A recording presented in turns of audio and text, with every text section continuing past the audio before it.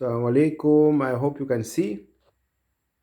Anyway, we are almost finishing, so let's see how this goes. Yeah, so welcome once again. Now these are the last week. These are supposed to be week 15. I don't know when you will view this. I've noticed that some of you are not even viewing the videos, but anyway, maybe you read the book. That's okay. So the last two sections are section 18.3, 18.4, and basically 18.3 is independence of path, and then Cauchy's integral formula. Basically, these are just talk about complex integration, contour integrals, and easier ways to make our life, better when you're integrating. So 18.3 talks about independence of paths. And anyway, so from calculus, the fundamental theorem of calculus that if this is the f of x, big capital F of x is the antiderivative of small f of x. That means when you differentiate capital F, you get small f. When you integrate small f, you get big F. Then you can just say that when you integrate from a to b, f of x dx is the same as f of b minus f of a. Is there such for contour integrals? Is there a complex version of this? And the answer is yes. Or co-equivalent. Can a contour integral be independent of path? And the answer is yes. But let's see how. So, a contour integral is said to be independent of path if its value is the same for all contours in a domain D with the same initial point Z0 and terminal point Z1. Okay? That's all we say. That you see, this curve C or contour C, if you take this contour, then you take another contour that starts at the same point as C and ends at the same point as C, and the value is the same for all such, then you talk of path independence. And that's nice for our integration anyway. The next point is analyticity of a function implies path independence. What does that really say? This theorem. If f is an analytic function in a simply connected domain D, then this integral is independent of path if the function is analytic. Okay? Now let's look at example number 1. What does it say? Evaluate the integral of 2z, where c is a contour shown with initial point -1, z equals -1, and the terminal point -1 plus I. So this is a contour C. Okay? So what do we do? Well, what we have said is that analyticity implies path independence. This, what we are integrating the integral, is analytic. Actually, so solution, f of z equals 2z is entire. Why? Because it's a polynomial of degree 1. Z is power 1. So it's entire, in other words, it's analytic throughout the complex plane. And therefore, we can actually change the path. This is path independent. That means that we can change our path from, instead of taking this complicated route, we just take this shortcut.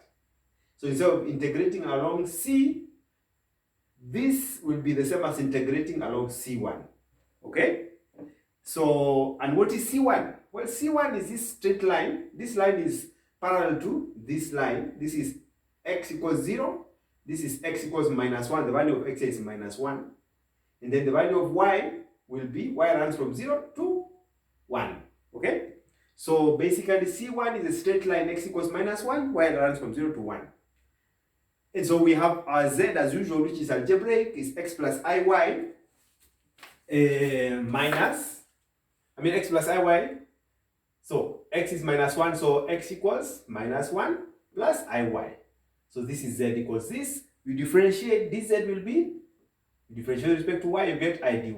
Then you substitute here. So this integral over C is the same as the same function integrating over C1 because of path independence.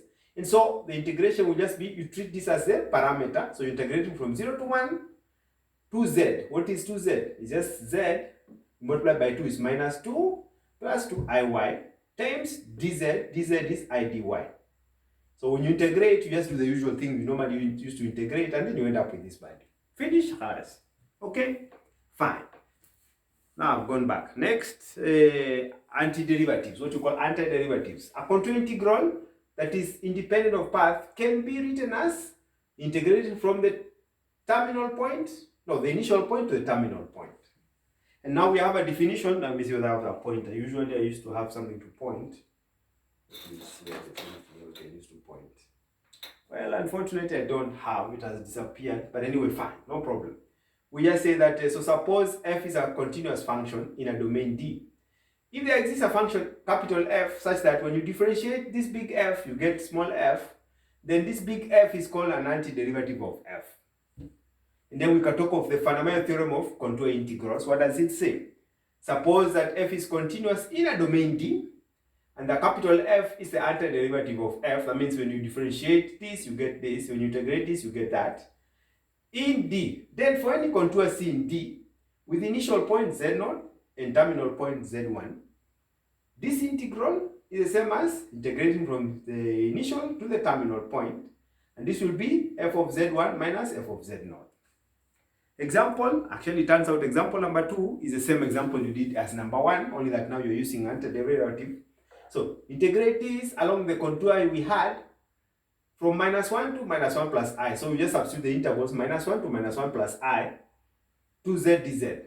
The antiderivative of 2z will be z squared. When you differentiate z squared, you get 2z. So we have, then the intervals is minus 1 to minus 1 plus I. You substitute, you end up with this. And this is the same as solution you got as example 1 because it's the same example anyway. Okay? So there you go. Finish. Last example 1, example 2, example 3 now. Example 3 says evaluate something similar. Integrate this along a contour C with initial point Z0 and terminal point Z equals 2 plus I. So it will just be, now the antiderivative of this F will be sine Z, because when you differentiate sine, you get cosine. Okay? You differentiate this one, F dash of Z will be cosine of Z, which is f of z. So when you integrate this along C, the same as taking from 0 to 2 plus I, 2z dz. And then, now this is an error, this is not 2z, so this is supposed to be cosine. This I was copying when I was typing, so this is supposed to be, you're integrating cosine z dz from 0 to 2 plus I. So when you integrate cosine, you get sine z, the interval is 0 to 2 plus I. You substitute to get sine of 2 plus I minus sine of 0. Sine of 0 is 0. So it's simply sine of 2 plus I.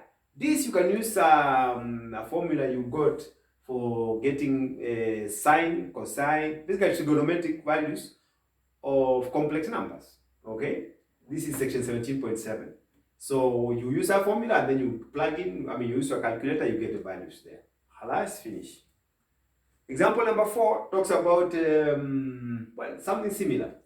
Now, evaluate the integral of 1 over z dz about a contour C, and the contour C is this one shown with the initial point z equals 3 and the terminal point z equals 2I. So it starts from 3 here, ends like this. So this is the direction. This is a positive direction, by the way. Positive direction is anti-clockwise or counterclockwise.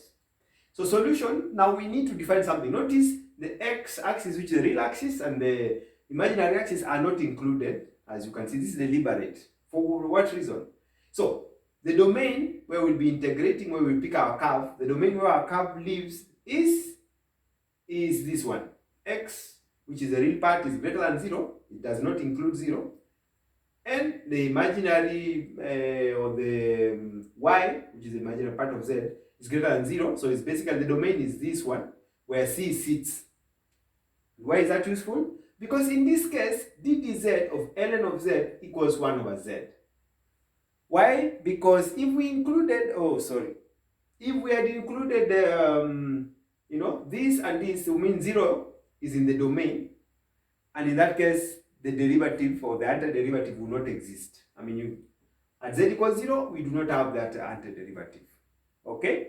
So that's why that's very important. So we can say in this case, d dz equals 1 over ln of z. The antiderivative exists. Okay, the antiderivative of 1 over z will be ln of z. So when you integrate along the curve dz from 3 to 2I, you get ln of z.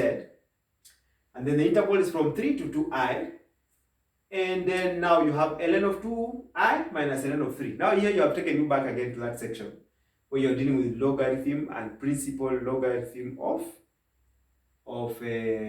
complex numbers. So this log will be log to base c of the modulus of 2I plus I, the principal argument of 2I, minus log to base e of modulus of 3 minus I, principal argument of 3.